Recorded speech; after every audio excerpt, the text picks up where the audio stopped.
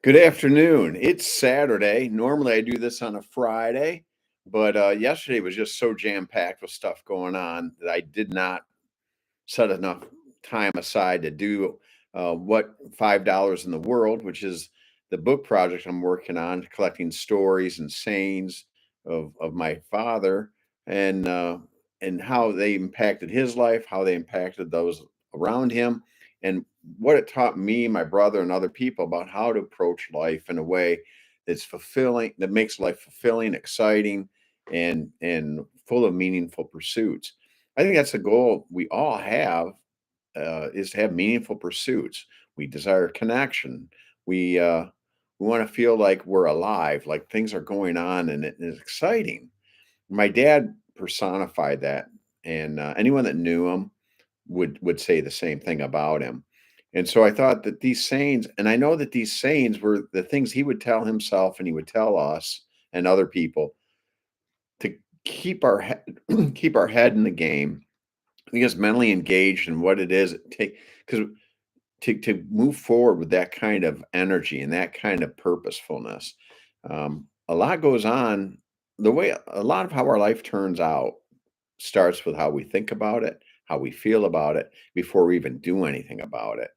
But I think it takes all three of those parts to really advance life in the way that God intends, the way it works in this universe. We think it, we feel it, we do it. And if there's a glitch anywhere in that process, either in the thinking or the feeling, the desire commitment area, or in the action area, then stuff is not going to come to fruition the way we envisioned it or the way we hoped for. And so Dad had all kinds of sayings to bolster this, to kind of nurture it, so that he would stay motivated, that he would stay committed to his ideas, that he would stay resourceful and stay energetic in pursuing them, because it's so easy to get sidetracked. It's so easy to get discouraged. It's so easy to get distracted. It's so easy to talk ourselves out of really good ideas. It's so easy to convince ourselves that, you know, it might not work, or I'm not worthy, or I don't know how, or I don't know where it's going to come from, or all, the litany. There's so many voices and feelings and memories that get in the way of pursuing a more bold or ambitious or even just life affirming uh, endeavor. And we have to, if we want to max out this life that we're given, we get one shot at this, so to speak, then we really have to do a lot of work in our mindset and in our mental life to create the energy, the inspiration, the discipline to do the things that need to get done. So I wrote a chapter based on one of my dad's favorite sayings, and he used it a lot to keep himself going. He used it a lot with us to get us off the dime, to get us to actually move. Like everybody else, we would sit around and we would talk about, man, if only I would love to, I wish I could, all those kind of thoughts, all those kind of preambles to what we really wanted to do. And dad would just say, well, if you think it, do it. Make the move. Try to make it happen. See what you need and go. And so his shorthand for all of that is, if you think it, do it. And it's a short chapter like all of them. This is going to be, the more I think about this, the more I think that at least the first draft of this book is going to be more like a devotional. Short chapters with a couple of points that you can take and apply as you feel led to do so, and see if it doesn't energize your life in some way, like I know it energized my dad's. So this, I'm going to read this now. It's called "If You Think It, Do It." Our brains empower us to think of things not in existence. They operate as what if machines, and many of the ideas that we conceive of could make a huge impact on our lives and on the lives of people around us. That said, many people ruminate more on the thoughts that got away than consider the next key action needed to advance a plan. Why is that? Dad knew many people that lived permanently in the what if stage. He knew other people who shared their stories of what they could have done or should have done if only things had been different. He made it a cardinal rule to not live a life that generated regrets like these. He recognized a pattern in the lives of the people he knew that lived lives of permanent potential or dissatisfaction. Their ideas were often as good as anyone's. Their dreams sounded just as ambitious. He saw that the biggest difference between people advancing their goals and those who were stuck proved to be in the amount of action they were willing to take to achieve the goal. There's an undertow of fear about taking risks or making changes. We may lack confidence, face peer pressure to conform, feel overwhelmed by the scope of work necessary to get to the dream. These attitudes flourish and multiply in that gap between the idea and the actions. This pause, this gap, can last a lifetime. Dad developed an aversion to living in that pause for very long. He relied on a statement he came up with to generate the energy to move towards the goals of the moment. He would tell himself and us, if you think it, do it. An idea needs real world testing and it requires steps to be taken to do this. Once we are moving along, adjustments can be made, supporters can be drawn in, and we can gain more competency or more experience. The expression served him beyond business plans and vacation itineraries. He applied this expression to his personal relationships as well. If he thought of calling an old friend, he told himself, do it. If he thought he should visit a neighbor in the hospital, then he told himself, do it. If he thought one of his people needed some one on one time, he'd do it. One event in his life that I know made this expression crucial to him involved his dad's last days. By that point, the two men had reconciled and enjoyed a close relationship. My dad told us that he visited Grandy in the hospital, aware that the end of life was near. The thought crossed his mind to kiss his dad goodbye. He quietly reconsidered all the reasons why that might be awkward or unusual because that wasn't something they usually did. Long story short, he reconsidered, didn't do it. The next day, his dad passed away. My dad said that he would never hesitate again to share his feelings with the people he loved. His self confidence and his intuition, his good track record in achieving his goals, and his belief that God gives us nudges to do the next right thing all fed into this resolve if you think it, do it. He taught this expression to us by repetition and by example. He saw so many people sit and think their way out of taking chances. He heard too many people share their regrets about plans they didn't implement, personal relationships they didn't nurture. Regret can prove to be as toxic to the soul as resentment. In a way, regret is self resentment. If he tried an idea and it didn't get off to a favorable start, he would adapt the plan, adjust the goal, ask for help. Action generates options and opportunities. The process of acting in pursuit of a dream doesn't just lead to achievement, it leads to a better understanding of oneself and to character improvement. We'll learn how to do new things, and in some cases, how not to do things. Dreams come true when we close that gap between inspiration and perspiration. If you think it, do it. If it doesn't work out, then reread the chapter. We don't have to do that again. This expression of my dad's definitely deserves more than that short chapter, but I think that short chapter gets at the essence of why he had that mindset. He grew up on the ranch, like I told you at the beginning, and he had dreams of bigger places and of different things. It's not that he didn't respect what his father had built. It was impressive, but it wasn't the kind of thing he wanted to do. And he wanted to do other things in different places, and he didn't want to stay in one place forever. And so he thought about it and he struggled with how to do it. And eventually he just started taking chances. He started taking risks. He started figuring out how to do things. He learned to ask questions. He learned to be curious. He learned to be bold and figure if it doesn't work, I'll try something else. There was this resiliency to him. And he knew, like I said earlier, that the longer you wait between thinking of an idea and doing it, the less likely it is that that's going to actually happen. How many ideas have we had? How many ideas have you had that got you fired up, that got you excited, that that got you thinking of a change in your life and what that could mean to you, and then you hesitated. Maybe you had a fear of the process, like it might be too hard to do, or you had a fear of loss. It might be too risky. I might give up something to get it and still not get it. Um, it might have been a fear that it might not end up being as good as you thought it was going to be. You might have figured maybe for some reason you had some doubt about yourself or your worthiness of it, or you thought you lacked the resources, or you thought you lacked the necessary know-how. All these different things, all these hows and whens that would crop up, they're not unreasonable. But Dad's approach to if you think it, do it, said even if those things are there, this dream, this goal, this outcome I'm pursuing is bigger than the doubts, is bigger than the risks, is bigger than the fear.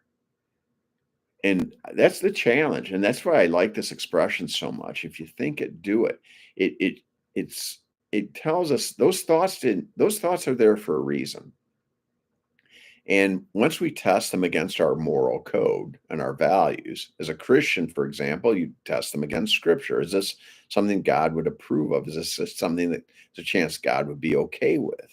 We don't want to do things that fly in the face of what God tells us if we're a Christian, or we don't want to, give up our values that we hold dear to pursue something. Now, there's always a caveat to all of these things, but generally speaking, ideas come to us because we have an unmet need, or we have an unmet desire, or we have just an inspiration. It can come from God, it come from somebody else's story, it can come from just something that we just have thought of. Our brains, like I said, are phenomenal in their ability to conceive of things, to dream of things, to see things that aren't there yet. And then it's just a matter of resolution, right? If I think it, I'm going to do it. And then we'll figure it out. I heard one really influential person in the mindset world. Her name's Mel Robbins. And she defined confidence this way. She said, confidence is a willingness to try. And I think that's a really good definition of it, because it means I'm going to try. And as things develop, I'm going to figure them out. I'm going to adjust. I'm going to adapt. I'm going to keep going until either I get where I want to go, or something that something gets in the way that I can't figure out, which is unlikely. There's always some way to figure most anything out. That's what we want to establish that. And in scripture, again, as a Christian, it tells us put our plans before the Lord. We don't want to talk ourselves into a bad idea, but we certainly don't want to talk ourselves out of a good idea. And sometimes the only way we're going to know which is which after prayer, or other considerations, if that's not your thing, although I hope it is, some other considerations, and it is to start it and see what happens. The great general Napoleon won many, many battles, some of them unlikely victories. The odds were against him, and he won them anyways. And one time he was asked, what was your plan for that battle? And he said, engage the enemy and see what happens. We know that he had more going on than all of that, but the spirit of us was, you can plan and think and ruminate and ponder and wonder all you want. And some of that's necessary, but eventually, if you want something to happen, you're going to have to go out and start. If you think it, do it. And Napoleon was like, once we get engaged and I get a feel for which way things are going, he would figure it out. And that's how every resourceful person thinks about the situations of this world. There's no certainty. I can't say if I start, am I going to get the outcome I want? There's no guarantee of that. But if I believe that with getting enough help, learning enough competency, acquiring enough competency, and staying focused enough and not being distracted or too discouraged, if I stick with it, I'm going to get there. This belief in resiliency and in providence and the goodwill of others and all that combined just keeps driving us forward if we let it. But man, we all know if we wait too long between the idea and the action, all those doubts, all those old fears, those old tapes, Somebody told us something way back when that has stuck with us about you're not good enough, or you don't deserve it, or you'll never amount to much, or all that kind of stuff. If you've got that in your life, just know that that was then, this is now. Whatever piles up in our lives before, we can learn from it. It does have an impact, but it doesn't have to have the last word. Between our resolve, trusting ourselves, and again, if you have faith in something greater than yourself, I hope it's in God, calling on that for wit, calling on Him for wisdom and discernment, and you marry all those things together. So we have an idea, we have a desire, we have the actions, and it's aligned with the greater good. Then full steam ahead, because even with obstacles and difficulties, unforeseen challenges, with that end goal in mind and all that power and force and energy involved, we can get through and we can get there. And as I said, the effort of it, the willingness to try, the challenge of it, answering the bell, going out there and facing it, even the process of it, the journey itself is life affirming and develops character and experience and knowledge and wisdom, and usually enhances relationships. All kinds of good things happen in the process of pursuing that goal, that desire, that dream, that project, that relationship. I really love the part of, is the way my dad uses expression. It wasn't just, business plans, travel plans. The picture I posted on the thumbnail of this talk is a picture of me in Mykonos, Greece. Now, Greece was always on my bucket list as a place to go. Um, and Kathy signed off on it, so to speak, and Emily agreed to meet us there. It's a place we always wanted to go. And so we made the proper arrangements and all that. And that's picture, that's me there. Um, and God willing, I'll go back again someday. It's great, but it could be anything, right? It could be a relationship that you restore or start. It could be a business. It could be an educational goal. It could be a health goal. It could be a mental health healing goal. It could be overcoming an addiction. You name it. There's a gap between where you are and where you want to be. And the only way to close that gap is to move toward it, right? But if you're thinking about it and thinking about it, if I could, if I would, if I should, if only, all those kind of things, try it. Give it, make that resolution. Tony Robbins, he's really famous in this field of, mindset development, personal growth, personal development, all those things. He has clients of, billionaire clients that look to him for inspiration and mindset help and things like that. And I heard him as the keynote speaker at an event, and he said something that goes along with this that just affirms it. He said, every great life change you've had, if you think about it, if you recall it, started with resolve that you were going to make the change. And it was after that resolution when you start figuring out all the hows. How am I going to do it? What do I need to do next? And so forth. You figured it out after you made the initial resolution to make that change. What a lot of people get stuck on is when they get the idea, I want to make this change, before they resolve to do it no matter what, they stop, and in that gap and in that pause, they try to think of all the how am I going to do it? What am I going to do? And get caught up in the details before they've even resolved to do something. The big moves, the big changes start with resolution first. If you think it, do it. And as you're doing it, you'll figure out the rest of it. There's a lot of wisdom there. It's proven throughout history. It's proven throughout your life. I know it's been proven through my life. I saw it in my dad's life. I just think this is a good rule to live by, with the normal, bring wisdom and discernment to the situation. But don't confuse rumination with discernment. Sometimes overthinking is considered, careful thought. Sometimes it's just circles. Know the difference. And once you resolve that's the decision, then get going. because that gap, that pause, that's where dreams, goals, and plans go to die. Don't let that happen. Regret's toxic in at certain levels, and we don't want that in our lives. It's as bad for us as resentment is resentment towards others is. We don't want we want to free of that, and we want to encourage others to be the same. We want to bring all of us along. Let's all live life to the fullest, not in a selfish, egocentric way like it's usually meant. I mean, really, bring your gifts, your talents, your service, your the beauty of your life into the world in ways that bring you fulfillment and improve the lives of those around us. If you think it, do it, and see what happens. Start small if you need to, but just try it out.